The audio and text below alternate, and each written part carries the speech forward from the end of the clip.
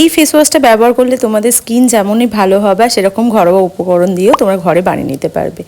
একটা এয়ারটাইট কন্টেনারের মধ্যে আমি নিয়েছি এখানে বেসন 3 চামচ, আর এটা হচ্ছে কাস্তুরি হলদি, তোমরা অনলাইন পেয়ে যাবে। তোমরা কিন্তু রান্নার যে হলুদ একদমই ব্যবহার করো না স্কিনে। আর তারপরে দিয়েছি 2 টাকা পাতার যে কফি পাউডার হয়, ইনস্ট্যান্ট কফি পাউডার।